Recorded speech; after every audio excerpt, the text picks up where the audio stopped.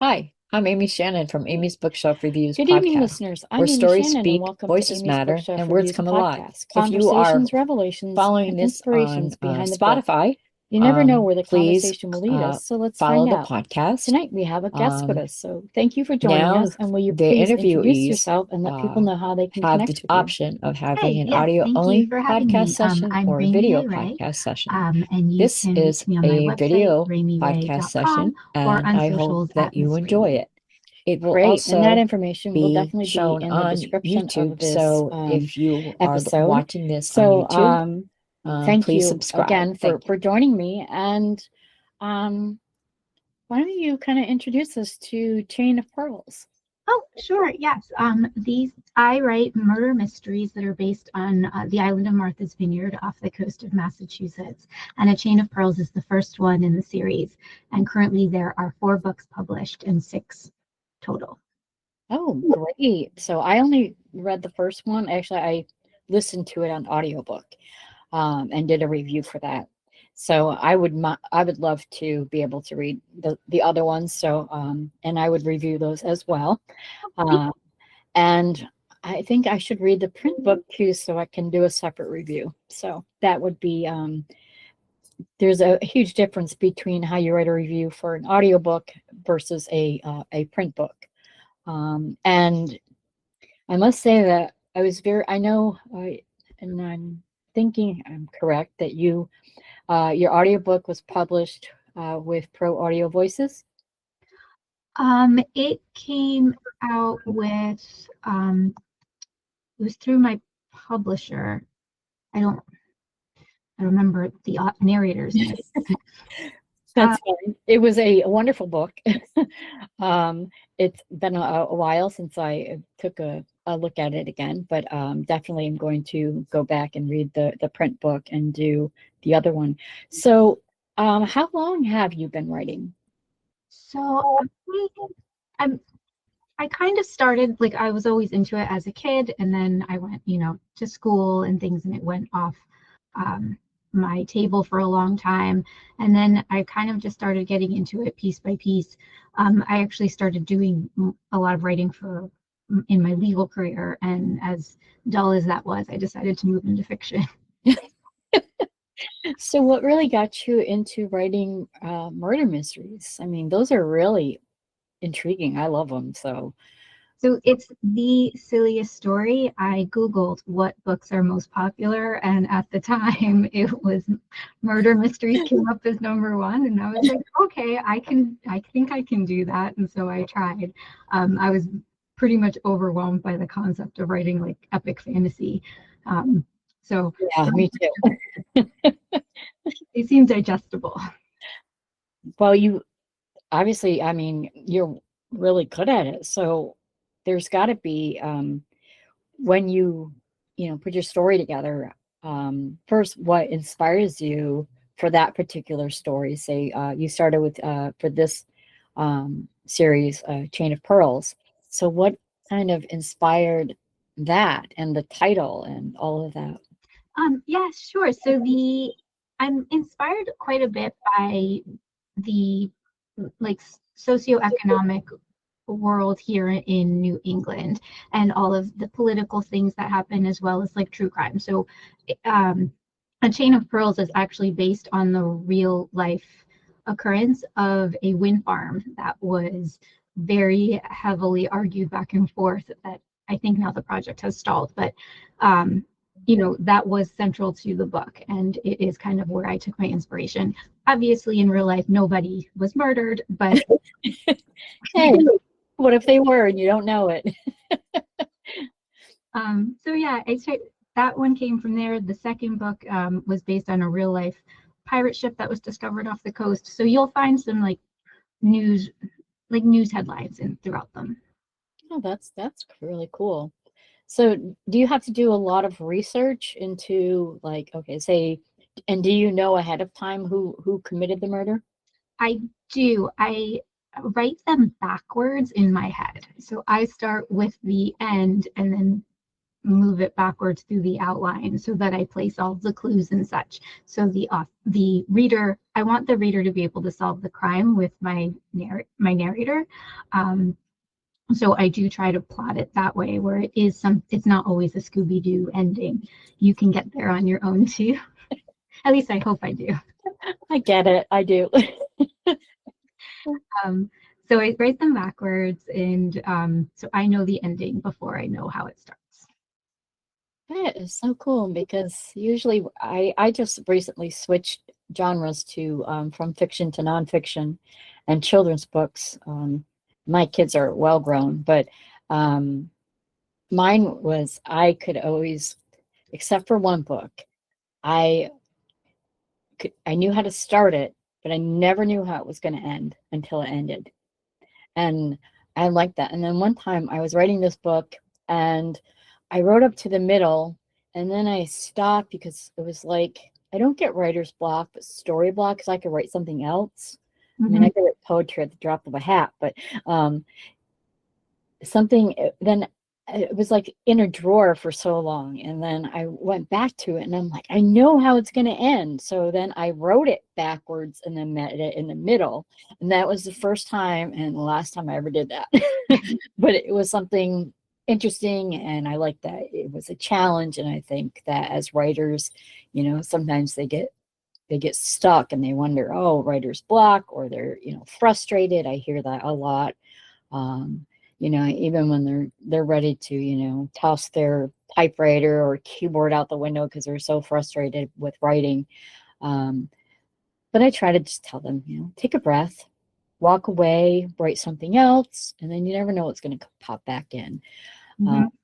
So when you put your mysteries in your head and you know who's going to do it, but when you're writing it, is there anything that like comes out that is like you hadn't thought of until you were writing?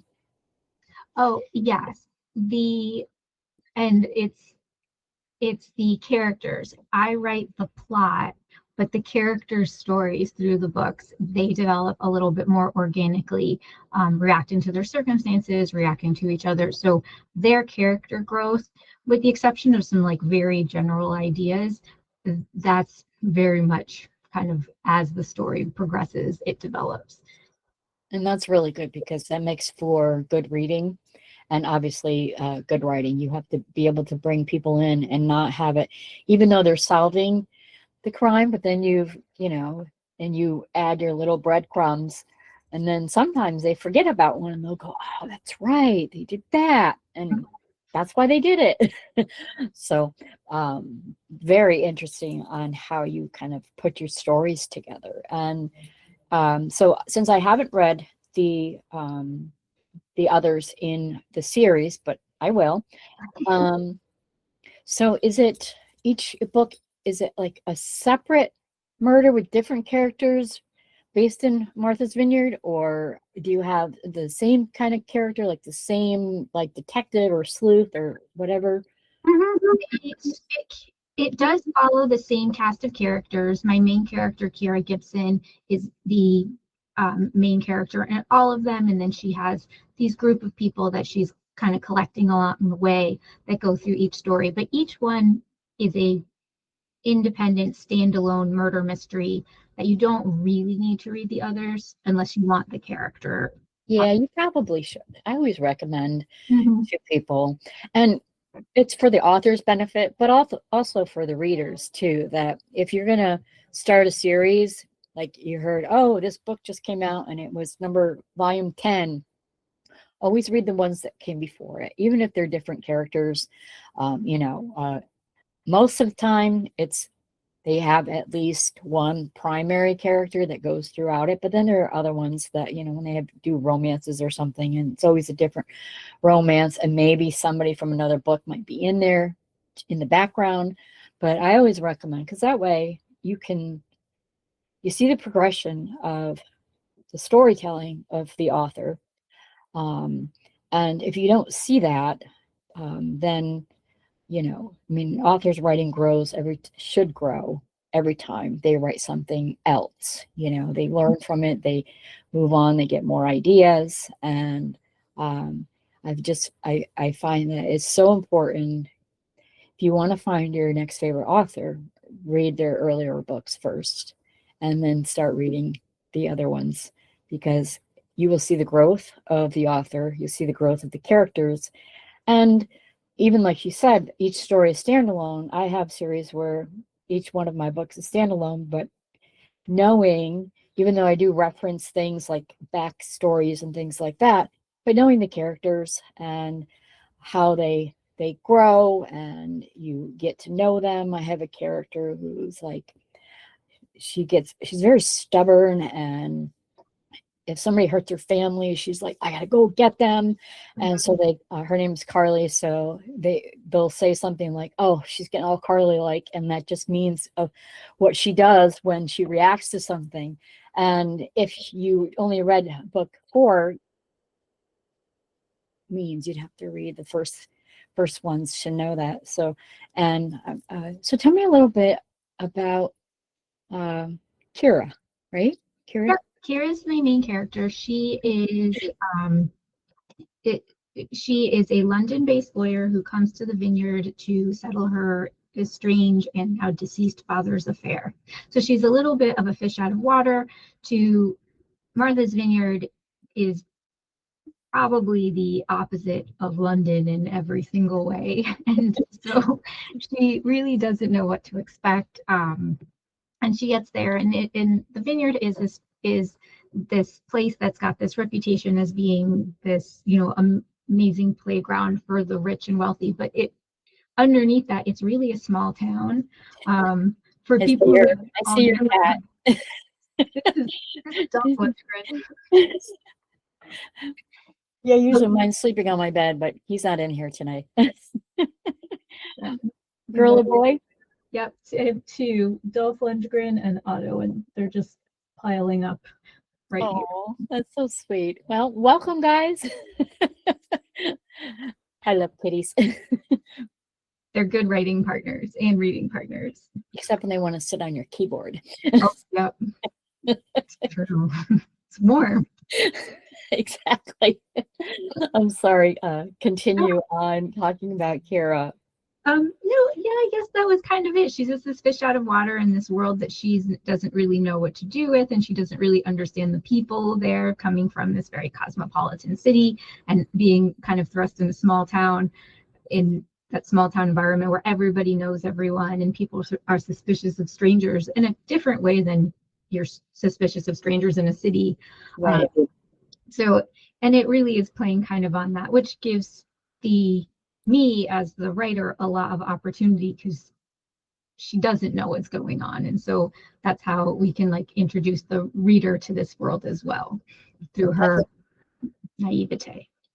No, that's really good, because I mean, when you think about it, I mean, I've never been to Martha's Vineyard, so I kind of could relate if I ever did go. Have you been, or do you live near Martha's Vineyard? I suppose near. I'm right outside Boston, so a couple of hours away. But I have been going there pretty regularly for the last 25 years, dating myself. But yeah, and it really was because I've been there and been there so much, especially year round, that I was able to kind of create this faux version of the world. No, that's really cool. Yeah, I mean, a lot of times, sometimes people, they just do the research on it. They don't necessarily have to go there. Mm-hmm. I've never been in New York City, but a few of my stories, they just kind of come from there. I live in upstate New York, but then I have a 67 volume saga that takes place in Arizona, where I've never been, and it's a fake town. And if it was real, it would be right in the middle of the desert. So I did a lot of research just in the area, so I could, because it wasn't a real town, but I based it off of the town I live in is well, it used to be very small. It just keeps growing and growing and growing now. But sometimes that's just kind of fun. But you being there, it's like just by you have visiting there and you're familiar with it, it's kind of like your own background and your experiences that you're sharing. And you probably could see how, I mean, if you go there and you see somebody, you wave, hey Dave, what's going on? And you know, he knows who you are. But if you were new in town and no one ever, they saw you and they're like, who's that? You know, maybe at the local diner, you're looking for directions or going to get breakfast and you go to the diner where only the locals eat, you know, that kind of thing. So that's pretty cool how you can just put that in there and people will relate to that. I hope so. Yeah, I hope so. And I think so. I don't, because I use, you know, my books are about murderers. I try not to use real businesses because many of the proprietors in the books are not good people, but they are based on real places. Right. So if you're familiar with the area, you should be able to figure out what I'm talking about. And I've had some people tell me that they kind of enjoy that little game, but you don't need to have been there to know. Yeah. And that's really good. So yeah, you don't want to the other thing authors do is they name characters off of based on people they know, so that sometimes those people think, oh, that's about me, you made me a killer. And usually it's just like the name, but they just assume, you know, you know somebody named Fred, and then you put a Fred in there, and then Fred thinks it's all about him. So No, yeah. I think we can thank Dante for that. Didn't he put all of his enemies in certain levels of hell? yes, Dante, yes, he did. And you know, I think there's that level that, you know, you name your characters after, you know, people you know, and then you kill them or you make them murderers and then they get all upset. I did once, very early in my career, I was writing, I thought it was going to be a short story, but it was ended up being my first novel. And I was writing it based off a work environment that I had worked in. It was corporate cubicle world. And I did a scene that kind of reminded me of me being introduced to this man who ended up working for me. And I had to tell him that later on. I'm like, well, I kind of based it off of him because he just fit that whole thing. Mm-hmm. He smelled really good. And, you know, that was kind of part of his, like, people knew where he was and where he had been because he wore like, I think it was, he wore polo and Drakkar, not at the same time. Knew where he was. And so I had told him, I'm like, well, you're kind of in the book, but, and then a couple volumes later, I'm like, well, you kind of died, but now you're a murderer. And he's like, oh, okay. I'm like, just in case you wanted to know, you know, I didn't name him after you. So I warned him, but other than that, after that, I was like, no. I used a family name one time without thinking about it, and people automatically thought it had to do with our family. I'm like, no, it has nothing to do with our family. So now I'm very cautious. I got to look up all my ancestors, make sure I'm not using their names, you know. So yeah. So you must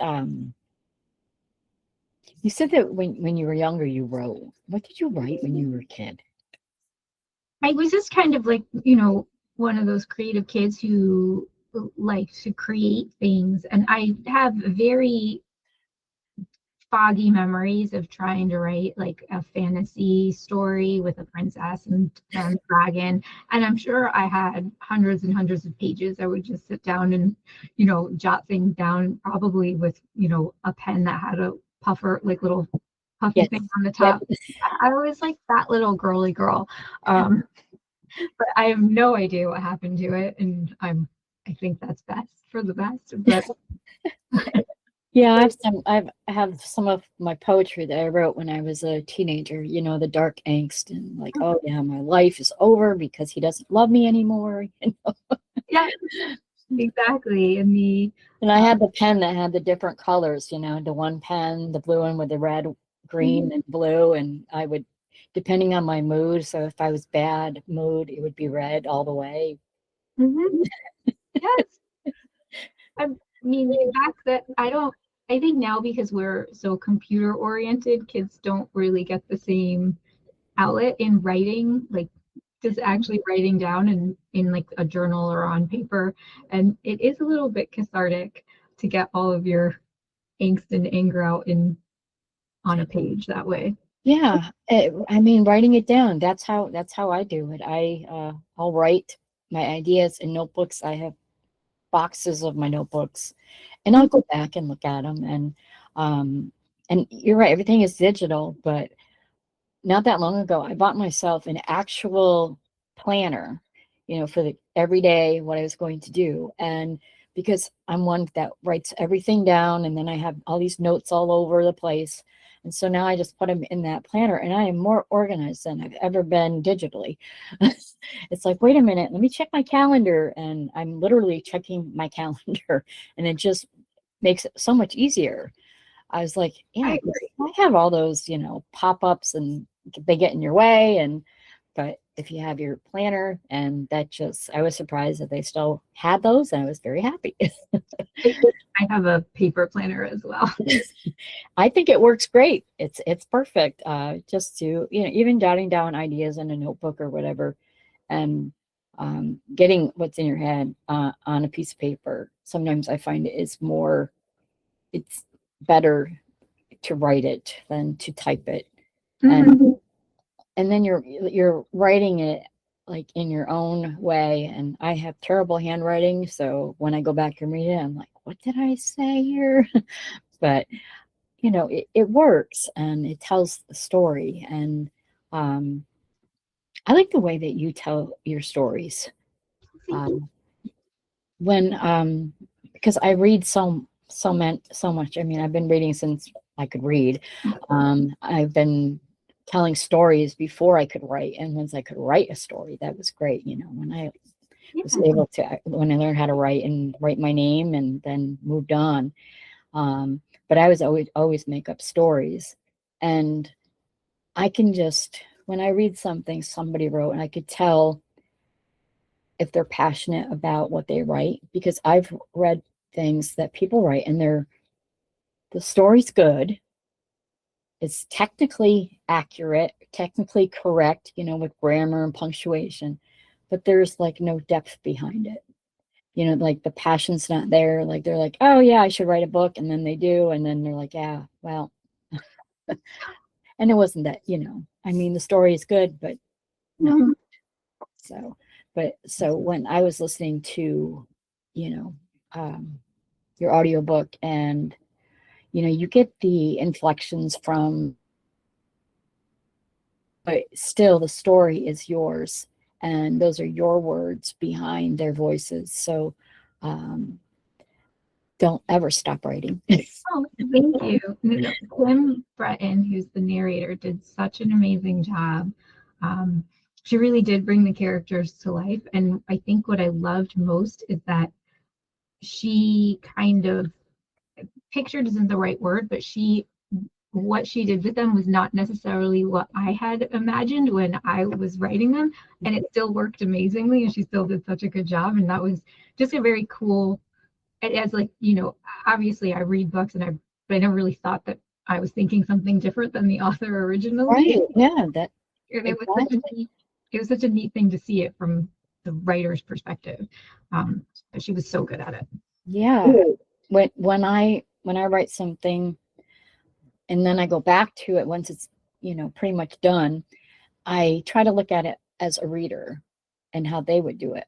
But I also found out too that when I used to do beta reading, and then somebody stole my work, and I stopped doing that. But they pirated it and all that. But I've got it all figured out. Amazon actually helped me with that. But I found that if a male reader read my story, they would look at the female characters one way, and females would look at the character a different way. I had a character who was kind of like being bold a little bit, and she was promiscuous, but she did it to feel something other than what she was feeling. So she, the way I tried to write her and how other women saw that she was, she just took charge of her life and however she wanted to live it, that's how she did it. Where men, they would look at her and say, oh, she's just a, what, and she's easy in some ways. And so I always found that that was kind of interesting in how, any perspective, any reader is going to imagine, them in a way that maybe we didn't think of. And sometimes it has to do with, what their gender is. And I mean, I'm not gender biased in any way, but I've just known from, how people look at other, the opposite sex, or, how they view people just by who they think they are rather than who they actually are. I mean, I get that myself. People judge me because I'm in a wheelchair